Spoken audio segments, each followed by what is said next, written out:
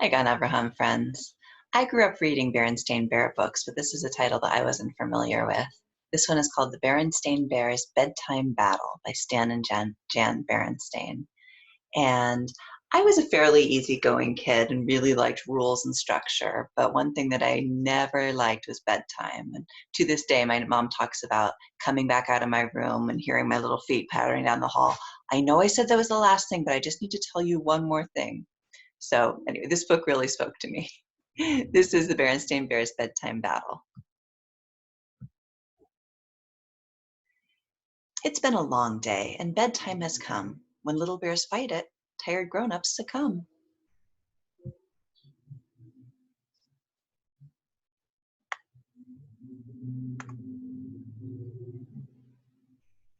Did you peek through the windows here? Every morning, the members of the bear family woke with a smile. They patiently took turns with their morning wash-up. They got through breakfast without so much as a hard word. Things also went well at lunch and dinner. But as the sun set and the moon rose, a change came over the big tree house down a sunny dirt road deep in bear country. The birds became alert in their nests. The ears of the squirrels perked up. Even the ladybugs decided not to fly away home. By 8 o'clock, all eyes were on the big tree house. Why? Because the great bedtime battle was about to begin. It began with a simple statement from Papa Bear. "It's 8 o'clock, cubs, time for bed." "Bedtime already?" said Brother Bear. "Gee, I'm just getting my Jurassic dinosaurs lined up to fight my Cretaceous dinosaurs."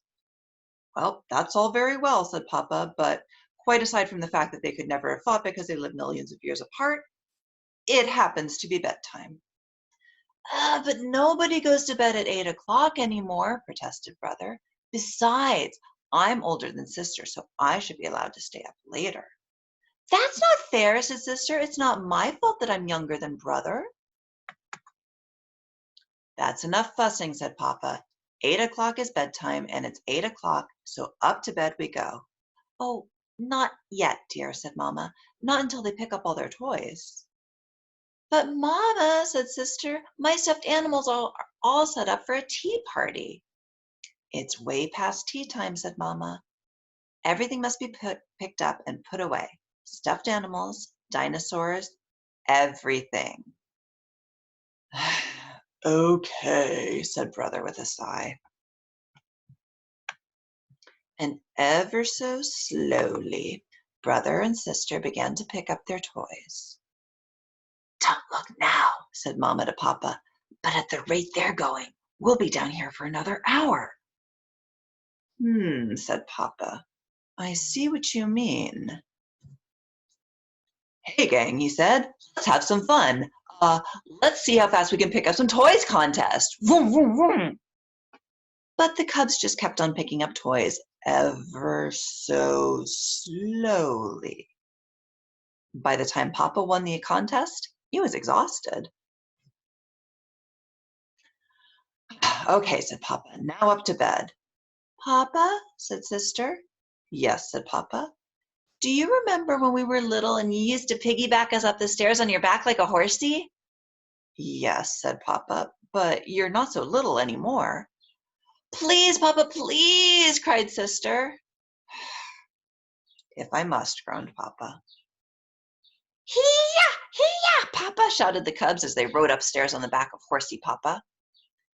"Less noise, please," shushed Mama. "I just got baby Honey to sleep." "All right, cubs," said Papa as he reached the top, huffing and puffing. "Off with your clothes and into the tub." "Last one's in the dirty bird," shouted Brother, and he and Sister ran down the hall, throwing their clothes everywhere. Tub toys," shouted the cubs as Mama filled the tub. "Oh, not so many," she protested. "But Brother has 5," cried Sister, "and I only have 4. "Bath time isn't playtime," said Papa. "Only one toy to a customer." Bubble bath," cried Sister. "Papa," said Mama with a sigh, "you do the bubble bath while I get their bathrobes. Just read the instructions on the bottle." Mama went to the cubs' room, laid out their pajamas, and got their bathrobes.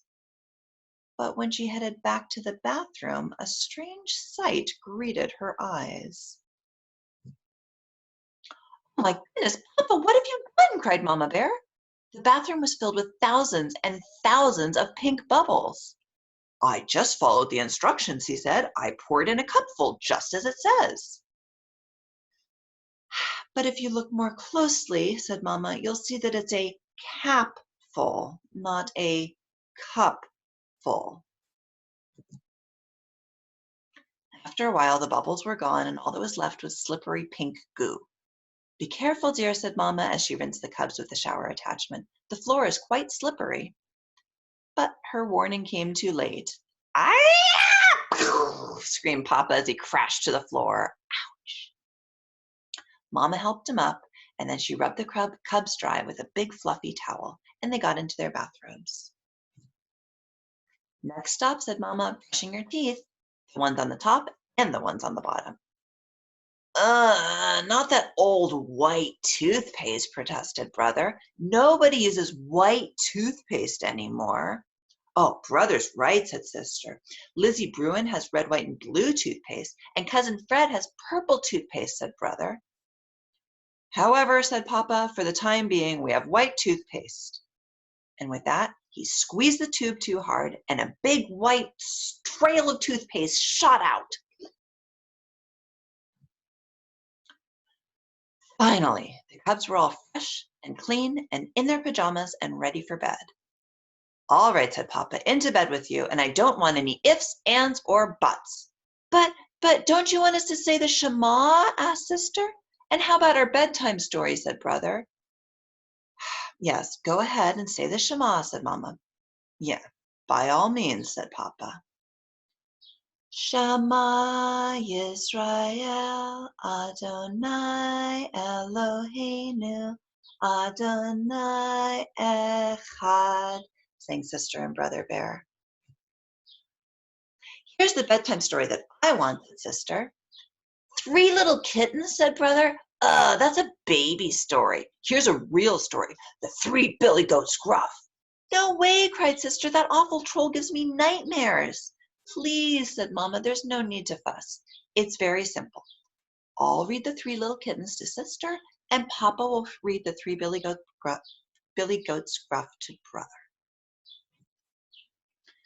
Brother got comfortable on Papa's lap, and Sister got comfortable on Mama's lap. But it had been quite a battle, and as they began to read, Mama's and Papa's eyes started closing. And soon they were fast asleep.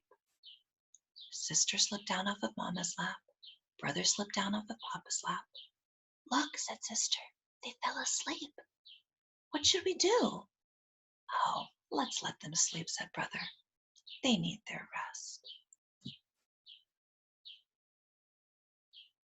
Lila Tov, Sister. Lila Tov, Brother. The end.